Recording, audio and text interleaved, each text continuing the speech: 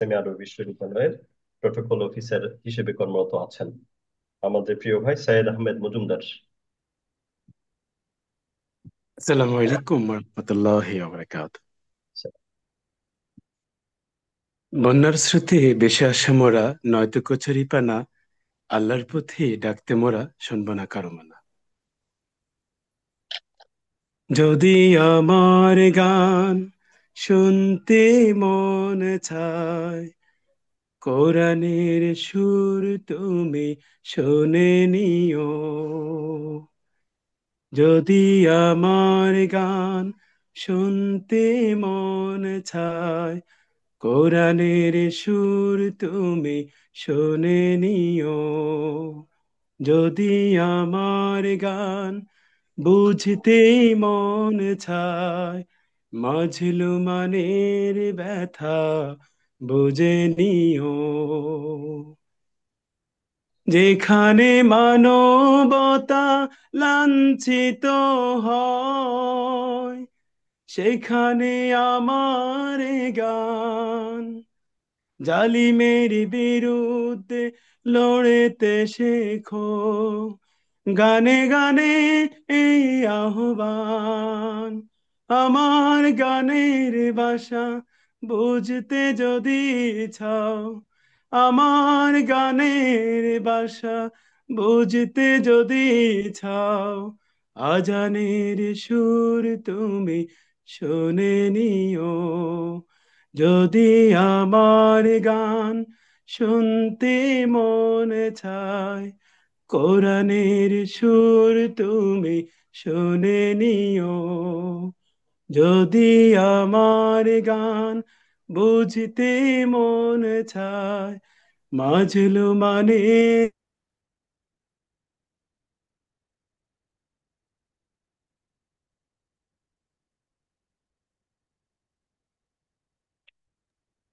সঈদ আহমেদ মজুমদার, আপনি মিউট হয়ে গিয়েছেন, দয়া করে আনমিউট হবেন।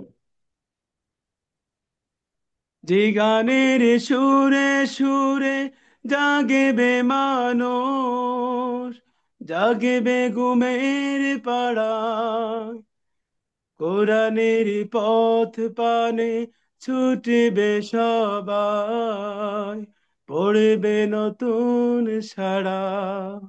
সে গানের সুর তুমি শুনতে যদি চাও, সে গানের সুর তুমি শুনতে যদি চাও, শহীদ মিছিলে তুমি শামিল হইও। যদি আমার গান শুনতে মনে চায়, কোরআনের সুর তুমি শুনে নিও। যদি আমার গান বুঝতে মনে চায়, মাজলুমানের ব্যথা বুঝে নিও। যদি আমার গান শুনতে মন চায়, কোরআনের সুর তুমি শুনে নিও। আসসালামু আলাইকুম রহমতুল্লাহ। ওয়ালাইকুম আসসালাম রহমতুল্লাহ বরকাত। অসংখ্য ধন্যবাদ আমাদের প্রিয় ভাই সঈদ আহমেদ মজুমদার।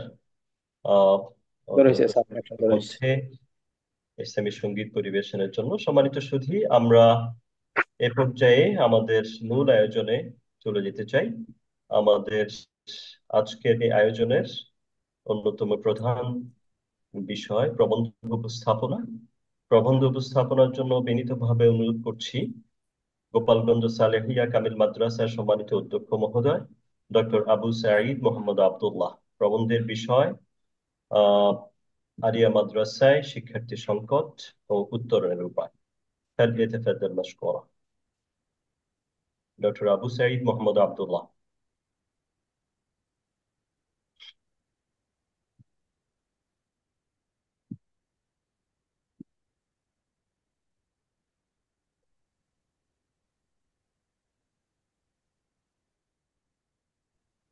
Unmute please. আসসালামু আলাইকুম রহমতুল্লাহ। শোনা সালাম যাচ্ছে? রহমতুল্লাহ। জি, শোনা যাচ্ছে। আসসালামু আলাইকুম রহমতুল্লাহি ওয়া বারাকাতুহু। আলহামদুলিল্লাহ রাব্বিল আলামিন, والصلاة والسلام على سيد المرسلين وعلى آله وأصحابه أجمعين أما بعد এমফিল পিএইচডি ডিগ্রিধারী মাদ্রাসা শিক্ষক পরিষদ শিক্ষক ফোরাম কর্তৃক আয়োজিত আজকের এই সেমিনারে সম্মানিত সভাপতি,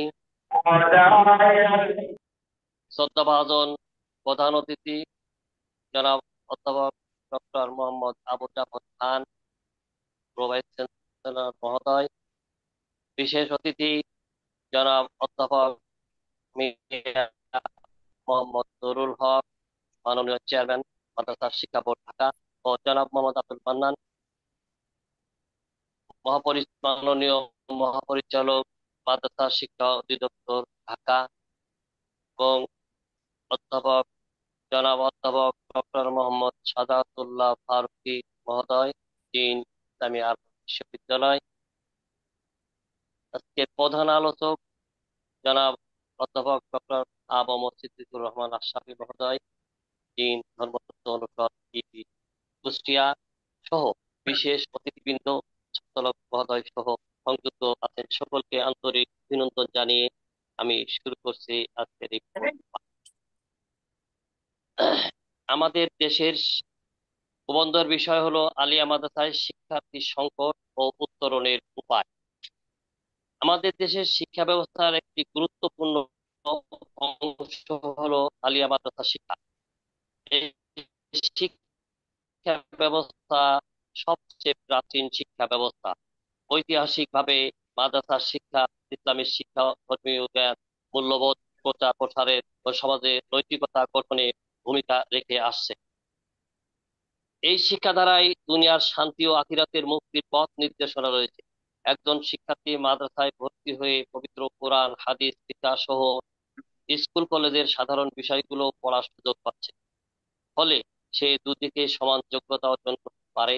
মাদ্রাসায় পড়ুয়া শিক্ষার্থীরা 3টি ভাষা শেখার সুযোগ লাভ করে। মাদ্রাসায় পড়ালেখা করে একজন শিক্ষার্থী আলিম হওয়ার সাথে সাথে ডাক্তার, ইঞ্জিনিয়ার, আইনবিদ, ব্যবসায়ী, দায়ী ইত্যাদিও হতে পারে। চারিত্রিক উৎকর্ষ সাধনেরও সুযোগ রয়েছে এই শিক্ষা ব্যবস্থায়। মাদ্রাসা শিক্ষা ব্যবস্থা, বিশেষত আলিয়া মাদ্রাসা, বাংলাদেশে একটি বিশাল জনগোষ্ঠীকে সুশিক্ষিত করে আসছে। কিন্তু দুঃখজনক যে এত সুযোগ সুবিধা থাকার পরেও দিন দিন আলিয়া মাদ্রাসায় শিক্ষার্থী হ্রাস পাচ্ছে। আধুনিক সময়ে মাদ্রাসা শিক্ষার সংকট ও সম্ভাবনা নিয়ে ব্যাপক আলোচনা রয়েছে। এই প্রেক্ষাপটে বর্তমানে আলিয়া মাদ্রাসায় শিক্ষার্থী সংকটের কারণ, তা সমাধানের উপায় এবং পদ্ধতি খুঁজে বের করাই এই প্রবন্ধের মূল উদ্দেশ্য। আলিয়া মাদ্রাসার শিক্ষার্থী সংখ্যা হ্রাসের বহু কারণের মধ্য থেকে গুরুত্বপূর্ণ কারণগুলো তুলে ধরার চেষ্টা করেছি। আলোচ্য প্রবন্ধকে 2 ভাগে ভাগ করা যায়: আলিয়া মাদ্রাসার শিক্ষার্থী সংকটের কারণ ও উত্তরণের উপায়। আলিয়া মাদ্রাসার শিক্ষার্থী সংকটের কারণ: 1. পারিপার্শ্বিক কারণ। আলিয়া মাদ্রাসায় শিক্ষার্থী কমে যাওয়ার অন্যতম কারণ হলো পারিপার্শ্বিক কারণ। সমাজের প্রথম শ্রেণীর উচ্চ শিক্ষিত, প্রভাবশালী, বৃত্তশালী, সরকারি উচ্চ পদের চাকরিজীবী, সরকারি আমলা, এমপি, মন্ত্রী, বড় মাপের রাজনীতিবিদ সহ অন্যান্য বড় বড় পদের কর্মকর্তার অধিকাংশের সন্তানকেই মাদ্রাসায় ভর্তি করেন না। কোন কোন ক্ষেত্রে এ সকল ব্যক্তিরা মাদ্রাসা শিক্ষার বিরোধিতাও করে থাকে। এর মূল কারণ হলো তারা নামে মাত্র মুসলিম হলেও ইসলামী বিধান পালনে বিশ্বাসী নয়, কিংবা দুনিয়ার মোহে পড়ে পার্থিব যশ, খ্যাতি ও সম্পদ অর্জনের জন্য ইসলামকে পছন্দ করেন না, অথবা ইসলাম তথা মাদ্রাসা শিক্ষা ব্যবস্থার কারিকুলাম ও সিলেবাস সম্পর্কে সুস্পষ্ট তাদের কোনো ধারণা নেই। ফলে মাদ্রাসা শিক্ষার গুরুত্ব ও প্রয়োজনীয়তা তারা বুঝতে পারেন। এজন্য তারা তাদের সন্তানদেরকে মাদ্রাসায় ভর্তি করেন না এবং অন্যদেরকেও উৎসাহিত করেন। সমাজের অধিকাংশ মা বাবা তাদের সন্তানকে মাদ্রাসায় দিলেও তাদের ব্যক্তি জীবনে হালাল হারামের ভাব বিচার নেই। পরিবারে ইসলামের চর্চা নেই। ফলে সন্তানরা মাদ্রাসায় পড়লেও তাদের জীবনে ইসলামের প্রভাব থাকে না। ফলে এসব শিক্ষার্থী কয়েক বছর পরই মাদ্রাসা থেকে বিদায় নিয়ে স্কুলে ভর্তি হয়ে যায়।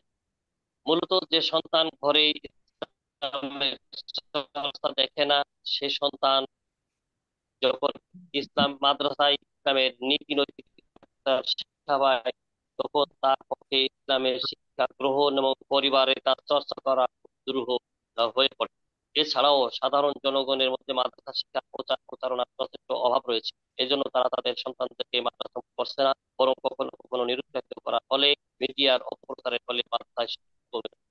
দুই, সরকারি পৃষ্ঠপোষকতার অভাব ও বৈষম্যমূলক দৃষ্টিভঙ্গি। আলিয়া মাদ্রাসায় শিক্ষা কমে যাওয়ার অন্যতম কারণ হলো বহু পূর্ব থেকেই সরকারি পৃষ্ঠপোষকতার অভাব ও বৈষম্যমূলক দৃষ্টিভঙ্গি। বাংলাদেশে ইবতিদায়ী, দাখিল, আলিম, হাজির ও কামিল মাদ্রাসা মিলে প্রায় 19,000-এর বেশি আলিয়া মাদ্রাসা রয়েছে। সরকারি পৃষ্ঠপোষকতার অভাবে আলিয়া মাদ্রাসা শিক্ষাধারায় শিক্ষার্থীর সংখ্যা ক্রমেই কমে যাচ্ছে। মাদ্রাসা শিক্ষা সংস্কারের নামে সরকারি যে ব্যবস্থা, মাদ্রাসা ব্যবস্থার হুমকির মুখে ফেলে দিচ্ছে।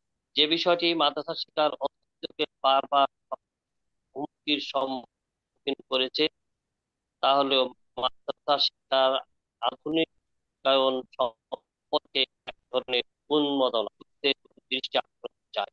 1875 সালে আলিগড় মুসলিম বিশ্ববিদ্যালয় প্রতিষ্ঠার পর উপমহাদেশের মুসলিম সমাজে ইংরেজ প্রবর্তিত আধুনিক শিক্ষার গ্রহণযোগ্যতা বৃদ্ধি পায় এবং তখন থেকে এক শ্রেণীর আলেমদের মধ্যে চেতনা জাগ্রত হয় যে দর্শে নিজামীতে পরিচালিত কলিকাতা আলিয়া মাদ্রাসা কেন্দ্রিক মাদ্রাসা শিক্ষার আধুনিকায়ন করতে হবে। সেখানে স্কুল ও কলেজের সিলেবাস, বই পুস্তক চালু করতে হবে। মাটিতে বসে 10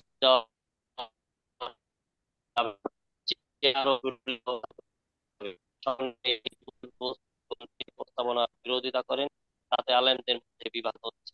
সিলেটের বিদগ্ধ আলেম মাওলানা আবু নাসর শেষ পর্যন্ত মাদ্রাসায় পরিবর্তিত হয় ওল্ড স্কিম ও নিউ স্কিম মাদ্রাসা। শুধুমাত্র শুধুমাত্র আলিয়া প্রধান অংশ ছাড়া সব মাদ্রাসা নিউ স্কিম পদ্ধতি গ্রহণ করে সরকারি বেতন ভাতা অনুদান লাভ করে এবং বড় বড় জ্ঞানী মনীষী এখান থেকে বের হয়। ডক্টর মোহাম্মদ শহীদুল্লাহ, সাবেক রাষ্ট্রপতি আব্দুর রহমান বিশ্বাস, ডক্টর আলিম আল রাজি, ব্যারিস্টার মওদুদ আহমদ প্রমুখ এই নিউ স্কিম মাদ্রাসা ছিলেন। কিন্তু বাস্তব অবস্থা দাঁড়ায় নিউ স্কিম মাদ্রাসাগুলো একসময় অস্তিত্ব হারিয়ে সরকারি পৃষ্ঠপোষকতায় পরবর্তীতে স্কুল ও কলেজে রূপান্তরিত হয়। 1957 সালে তৎকালীন আওয়ামী লীগের প্রাদেশিক সরকার এক ঘোষণার মাধ্যমে এগুলোকে ইসলামিক ইন্টারমিডিয়েট কলেজ হিসেবে ঘোষণা দেয়। এভাবে সরকারি পৃষ্ঠপোষকতায় আলিয়া মাদ্রাসাকে স্কুল কলেজে পরিণত করার ষড়যন্ত্র চলতে থাকে।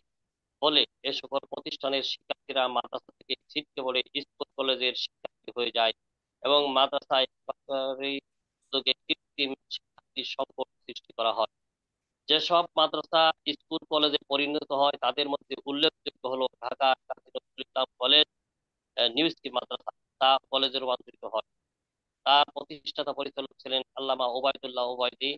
তার চেয়ে বড় জ্ঞানী লোক ঢাকায় কিনা সন্দেহ। পুরানো ঢাকার হাম্মাদিয়া স্কুল ছিল এক সময়ের মাদ্রাসা। মাওলানা জাফর আহমদ উসমানী হাম্মাদিয়া মাদ্রাসার শিক্ষক ছিলেন। চট্টগ্রামের মহসিন কলেজ ছিল তখনকার দিনের মহসিনিয়া কলেজ মাদ্রাসা। চট্টগ্রামের বুজুর্গ ব্যক্তি এই মাদ্রাসা ছিলেন। মহসিন ফান্ডের আর্থিক সহায়তায় 1874 সালে রাজশাহীতে রাজশাহী মাদ্রাসা, বর্তমানে হাজী মোহাম্মদ মহসিন সরকারি উচ্চ বিদ্যালয় রাজশাহী নামে প্রতিষ্ঠিত হয়। ভোলা এ রব হাই স্কুলও ছিল মাদ্রাসা। এভাবে সারা দেশের 1094টি মাদ্রাসা অস্তিত্ব হারিয়ে স্কুল ও কলেজে রূপান্তরিত হয়ে যায় বলে পরিসংখ্যানে জানা যায়। তখন ওই মাদ্রাসার শিক্ষার্থীরা স্কুল কলেজের শিক্ষার্থী হিসেবে পরিগণিত হয় এবং মাদ্রাসার ব্যাপক হ্রাস পায়। আলিয়া মাদ্রাসার শিক্ষার্থী কমতে থাকার বড় আরেকটি কারণ হলো স্বতন্ত্র ইত্যাদি মাদ্রাসার যথাযথ সরকারি পৃষ্ঠপোষকতার অভাব। স্কুল কলেজের ফিডিং প্রতিষ্ঠান হলো প্রাইমারি স্কুল। মাদ্রাসার ক্ষেত্রে ইবতেদায়ী মাদ্রাসা। শুরু থেকেই এই ইবতেদায়ী মাদ্রাসা চরম অবহেলার শিকার। দেশের প্রাইমারি স্কুলগুলো শতভাগ সরকারি। শিক্ষকদের বেতন ভাতার পরিমাণ যা তার সাথে ইত্যাদি মাদ্রাসার শিক্ষকদের বেতন ভাতার কোনো তুলনা করা চলে না। প্রাইমারিতে ছাত্রছাত্রীদের উপবৃত্তি দেওয়া হয়, ইত্যাদিতে তার ব্যবস্থা নেই, ফলে নিচের দিক থেকে মাদ্রাসা ছাত্রছাত্রী পাচ্ছে না। যদি এই অবস্থা চলতে থাকে, মাদ্রাসার দাখিল স্তর এবং পরবর্তীতে আলিম হাজির কামিল স্তরের ছাত্র যোগান আর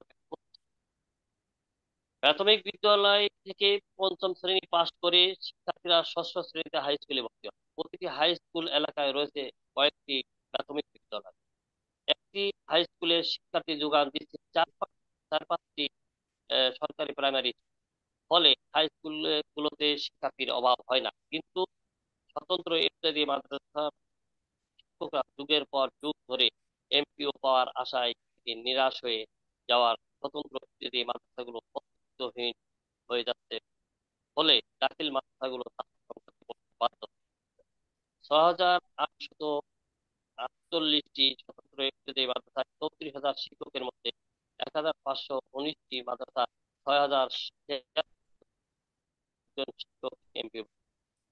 তারা 2013 সালের আগ পর্যন্ত 500 টাকা বেতন, বর্তমানে 2300 টাকা পাচ্ছে।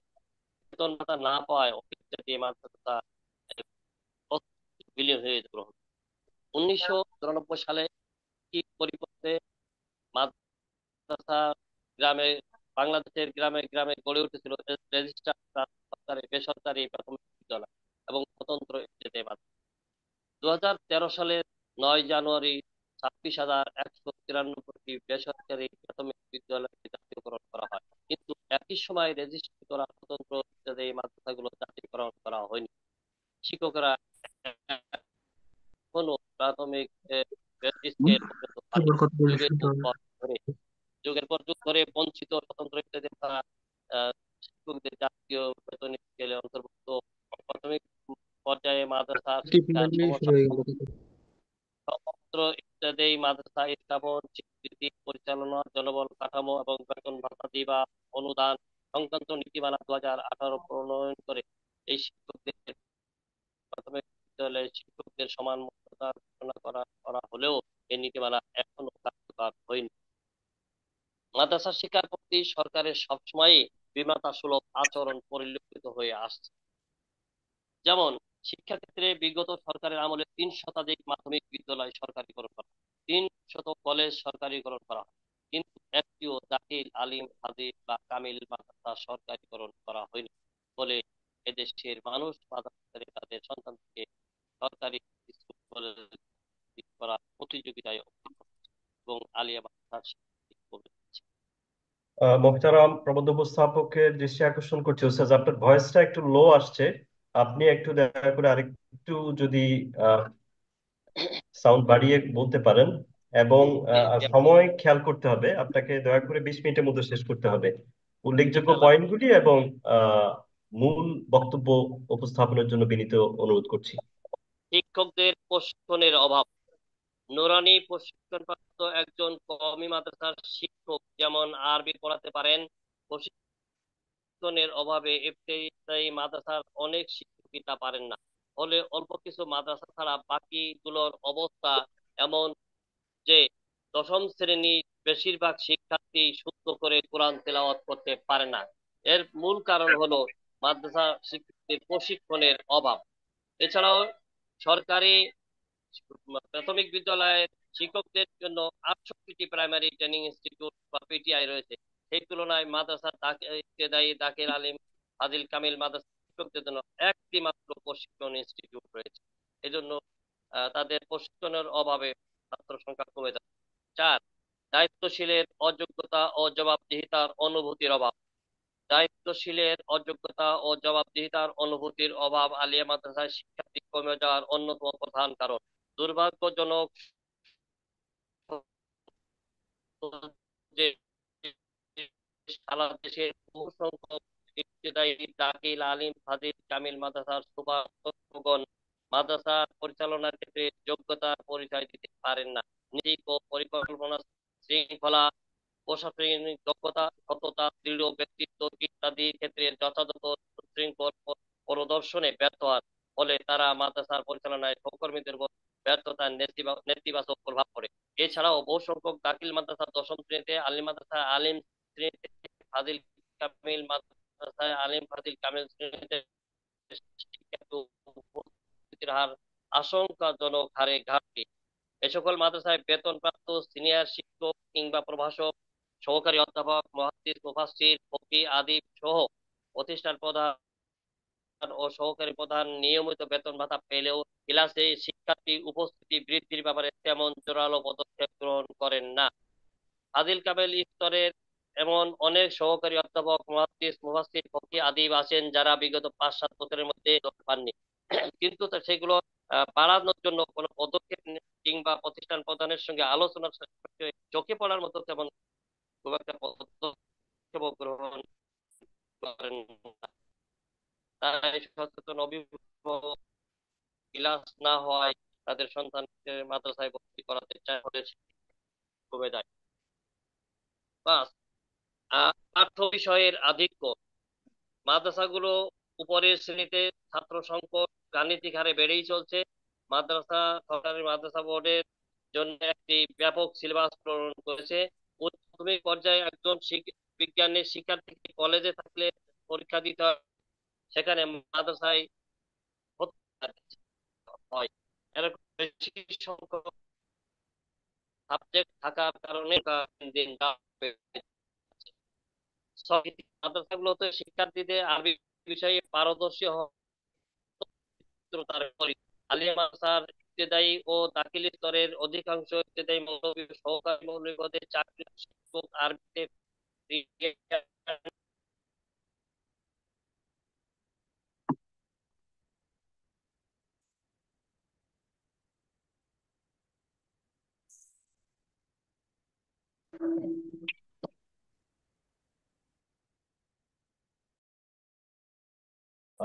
আমরা খুব সম্ভবত যান্ত্রিক ত্রুটি, প্রযুক্তিগত ত্রুটির কারণে আমরা প্রবন্ধ উপস্থাপককে এই মুহূর্তে আমরা স্ক্রিনে পাচ্ছি না। আমরা সকলকে দয়া করে একটু অপেক্ষা করার জন্য বিনীত অনুরোধ করছি।